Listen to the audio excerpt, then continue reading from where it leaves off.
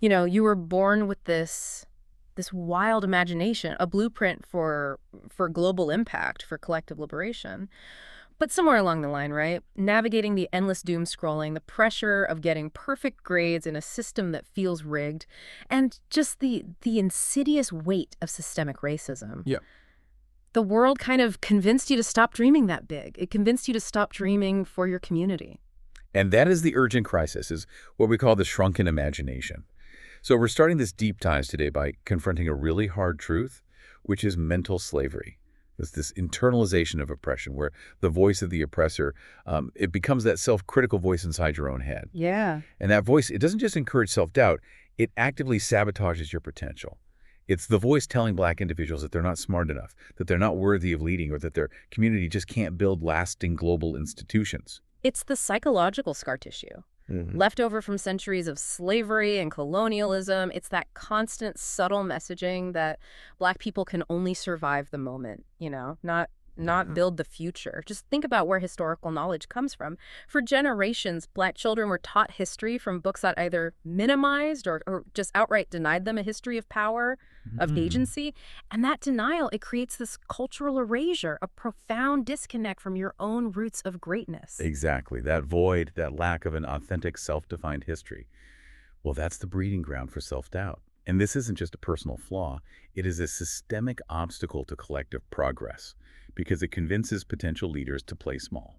So before we go any further, let's just pause and unpack this with a sincere question for you listening right now. When did you first start shrinking your dreams because people told you to be realistic about what Black people can do or become? Just hold on to that specific memory as we move forward. Because that feeling, that experience of being told to be realistic is the exact spiritual and political pain point that Marcus Garvey dedicated his entire life to answering. And here's where it gets so interesting.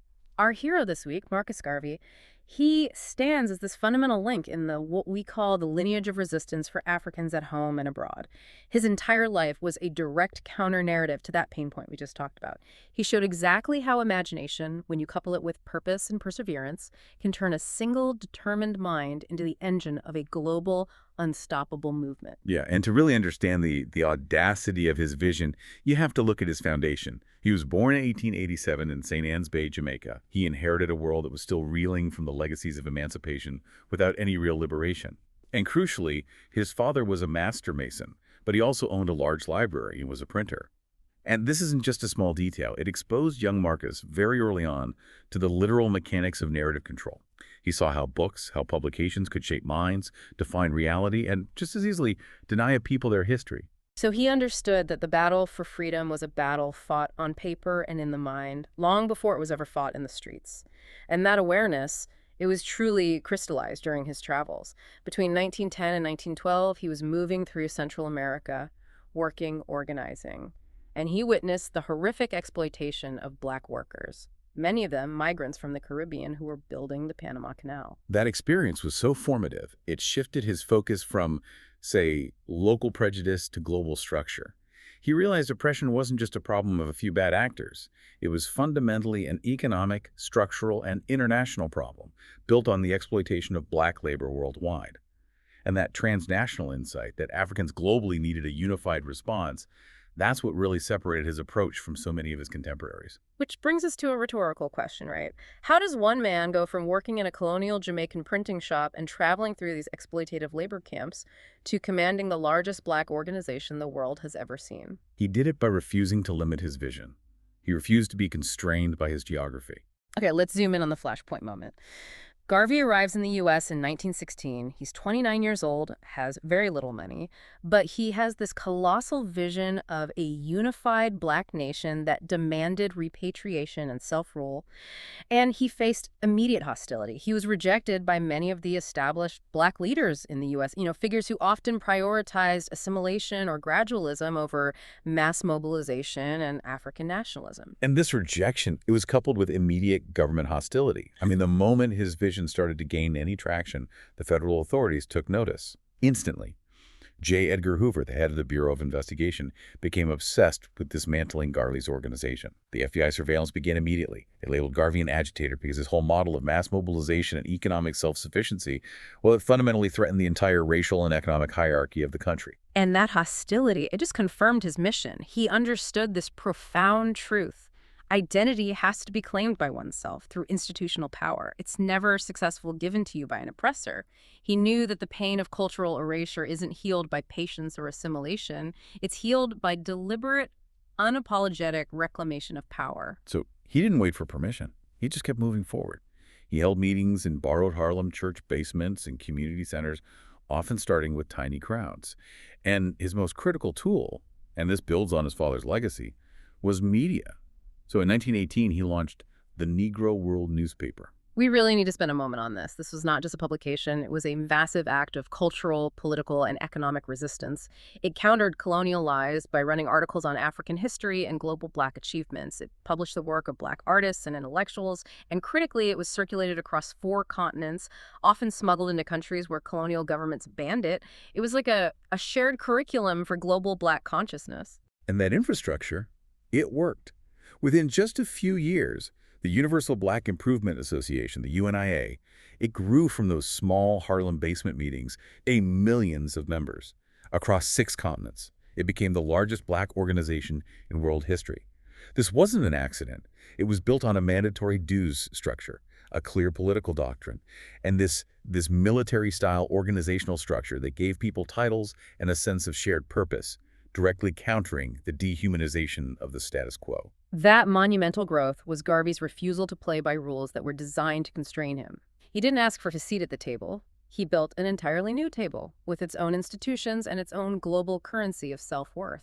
And his resilience, through constant rejection, financial struggles, and later these politically motivated charges, that defines his legacy. Even when he was imprisoned, he never accepted the authority of those who tried to define his worth or his mission. That resilience is so powerful. But how do we apply it today? Before we move to the blueprint, think about this. What risk are you currently avoiding that, if you face it head-on, could be your foundational step toward a vision only you can fully see? Okay, so let's unpack that monumental growth and resilience by looking at Garvey's precise methodology. We call it the Garvey Blueprint for Liberation. It's this harmonious alignment of head, heart, and hands, and it's designed to move people from systemic self-doubt to grounded self-confidence. We begin with the head, which is mindset. Garvey's philosophy insisted that mental liberation must, absolutely must, precede social or political freedom. If you don't control the narrative in your mind, you simply can't build lasting institutions. He saw the mind as the foundation of all achievements, the most powerful weapon we have. He cemented this with the quote, "Intelligence rules the world and ignorance carries the burden." So the starting point is radical self-awareness, know thyself, and viewing your African ancestry as a source of strength, of pride, of wisdom. Not something to apologize for. Imagination in this context, it's not fantasy. It acts as the engine of political possibility. It's the key to creating new systems. If you can't imagine a Black nation, you can't build one. Next, we move to the heart, or purpose. Purpose, in Garvey's terms, provides the direction and meaning behind our actions. He emphasized the need for a clear, unified mission that transcended individual ambition, and he famously stated, "Life is that existence given to man to live for a purpose." And crucially, this purpose was never just for individual success or, personal wealth. It was tied directly to collective upliftment. It was about affirming the community's capacity to act no matter the challenges. He encouraged his followers, saying, "The ends you serve that are for all in common will take you even into eternity." It's a generational commitment. It's about building a collective future. And finally, we get to the hands. Perseverance and action. This is where vision meets the harsh reality of execution. Perseverance is the tenacity to adapt and transform those mental blueprints into reality through consistent, disciplined action. Garvey advised, never give up until you conquer. And this is where we have to talk about the resistance he faced. We hear a lot about the vision, but let's talk about the friction. Garvey's greatest, most visible action was the Black Star Line, launched in 1919. It wasn't just symbolic. It was a functioning, ambitious commercial shipping line designed to create economic independence and repatriate Black Americans to Africa if they chose to go. The Black Star Line represented the blueprint in action. It was Black-owned, Black-staffed, Black-funded through stock sold to UNIA members. but it was targeted and sabotaged relentlessly by external forces who were threatened by its success and what it meant for global black autonomy. Its eventual financial collapse and the politically motivated mail fraud charges used to imprison Garvey, they teach us that institution building is never a straight line. The failure of the Black Star Line wasn't necessarily a failure of vision, but a testament to the powerful systems that were aligned against him. And that's the ultimate lesson in perseverance. He stressed that discipline, study, and community were non-negotiable for turning a vision into institutions, even knowing the risk of failure.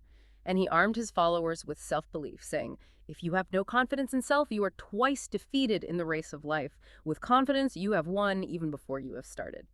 Confidence is the precondition for sustained action. And when you harmonize these three paths, mind, purpose, and perseverance, that's when you achieve collective empowerment.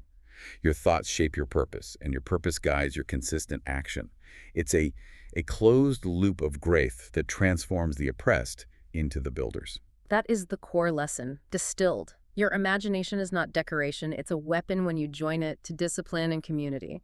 It's the difference between just surviving the moment and actually building a movement. But this requires a profound change in how you process the world. So ask yourself, what is one mental habit you need to change if you want to think like someone building a movement, not just someone surviving the moment? That shift in mental habit is the very first step.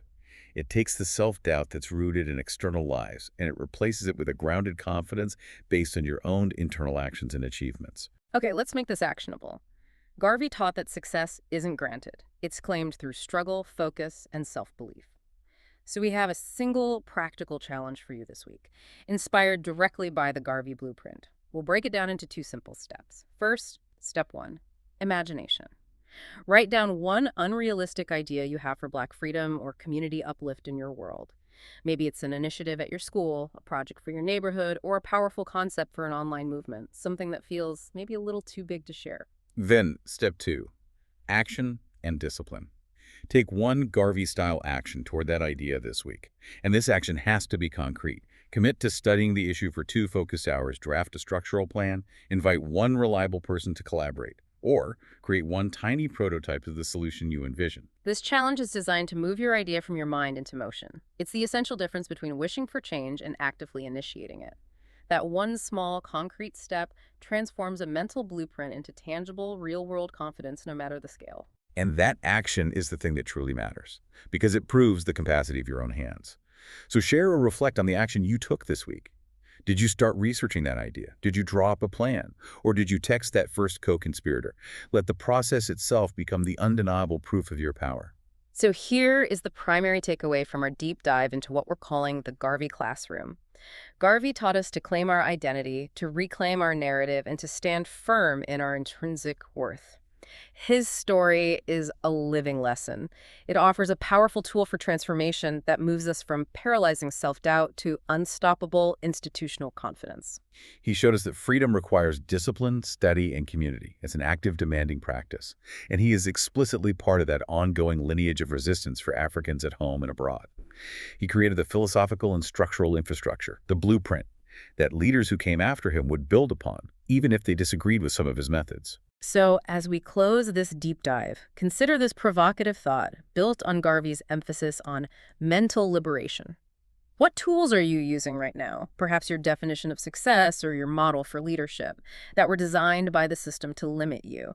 And how can you instead choose tools forged in the fire of lived Black experience, designed for collective uplift? That process of choosing the right tools, the mental tools, that is what connects Garvey directly to our next historical figure. Next time, we're going to move this conversation forward with Steve Biko, whose work extended Garvey's blueprint into the brutal trenches of apartheid South Africa. Biko saw just how dangerous it was for Black people to question their own worth under that regime, and he founded the Black consciousness movement to confront the lie at the root of oppression. He argued that liberation starts, and can only start, in the mind. As Biko himself so powerfully put it, the most potent weapon in the hands of the oppressor is the mind of the oppressed. Don't miss that next installment.